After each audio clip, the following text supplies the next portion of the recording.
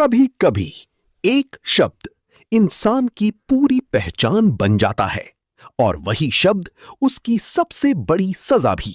ये कहानी है एक बिहारी का। क्या बिहारी होना गलत है? 12 जून 2022 रात 9:15 पटना जंक्शन का प्लेटफॉर्म नंबर 1 धीरे धीरे खाली हो रहा था, लेकिन उस भीड़ के बीच एक चेहरा था जो भीड़ से अलग होकर भी उसी का हिस्सा लगता था। आदित्य कुमार अपनी छोटे से बैग को कसकर पकड़े खड़ा था। उसकी आंखों में उम्मीद और अनिश्चितता एक साथ तैर रही थी, जैसे कोई लंबा सफर शुरू होने से पहले खुद से ही सवाल कर रहा हो।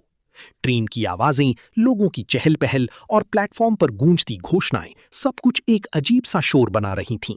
लेकिन उस शोर के बीच आदित्य के अंदर एक खामोशी थी, एक ऐसा सन्नाटा जो सिर्फ वही सुन सकता था। ये सफर सिर्फ पटना से दिल्ली तक का नहीं था। ये सफर उस पहचान से भागने का भी था जिसे लोग अक्सर एक शब्द में बांध देती थी, बिहारी। और यही शब्द उसके लिए धीरे धीरे एक सवाल बन चुका था। क्या बिहारी होना सच में एक गलती है? 15 जून 2022 सुबह 10:30 दिल्ली का एक चमचमाता कॉरपोरेट ऑफिस अपनी रफ्तार में दौड़ रहा था। शीशे की दीवारों के पीछे बैठी दुनिया में हर कोई अपने काम में डूबा हुआ था। आदित्य पहली बार उस माहौल का हिस्सा बना था।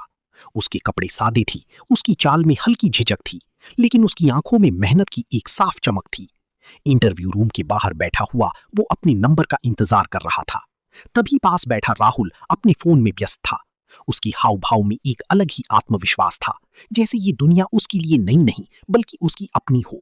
कुछ देर बाद कमरे का दरवाजा खुला और आदित्य अंदर गया, जहां सामने बैठी ऑफिस मैनेजर की नजरें उसे ऊपर से नीचे तक परख रही थीं। उस नजर में सवाल कम और शक ज्यादा था, और उसी पल आदित्य को महसूस हुआ कि उसकी जवाब देने से पहले ही उसके बारे में एक राय बन चुकी है।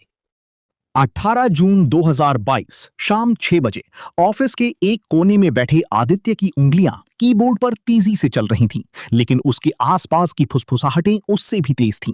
कुछ नजरें उसे देखती और फिर धीरे से मुस्कुराकर नजरें हटा लेती, जैसे कोई अनकहा मजाक हवा में तैर रहा हो।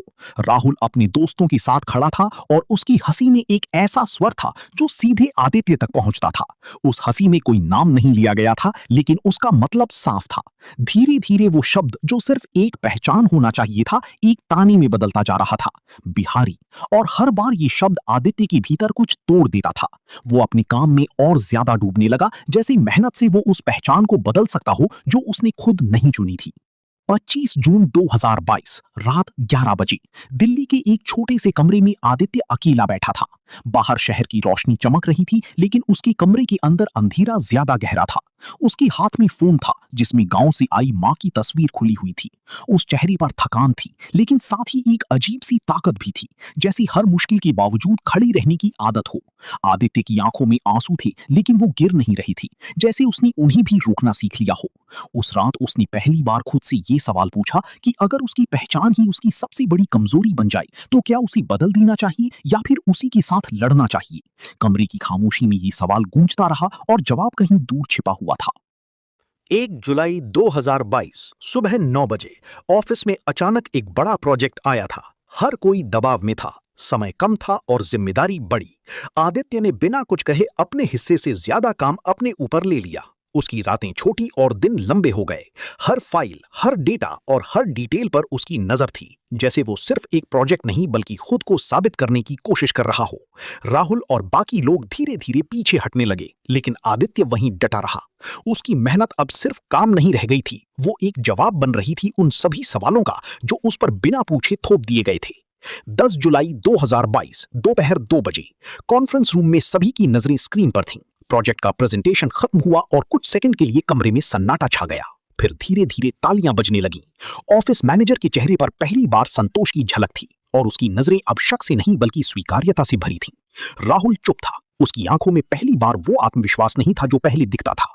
उस पल आदित्य ने कुछ नहीं कहा, उसने कोई जवाब नहीं दिया, लेकिन उसकी खामोशी में एक ताकत थी, जैसे उसने बिना शब्दों के ही सब कुछ कह दिया हो। 15 जुलाई 2022 शाम 7 बजे दिल्ली की सड़कों पर चलते हुए आदित्य के कदम पहले से ज्यादा मजबूत थे। भीड़ वही थी, शहर वही था, लेकिन उसके अंदर कुछ बदल चुका था। अब वो उस शब्द से भाग नहीं रहा था, वो उसे अपने साथ लेकर चल रहा था, गर्व के साथ, क्योंकि अब उसे समझ आ गया था कि समस्या उस शब्द में नहीं थी, समस्या उन नजरों में थी जो उसे छोटा बनाने की कोशिश करती थी। और जब नजरें बदलने लगती हैं तो कहानियां भी बदल जाती हैं। उस दिन आदित्य ने महसूस किया कि बिहारी होना कोई गुनाह नहीं, बल्कि ये कहानी है संघर्ष की, मेहनत की और उस हिम्मत की जो हर बार गिरकर भी उठ खड़ी होती है।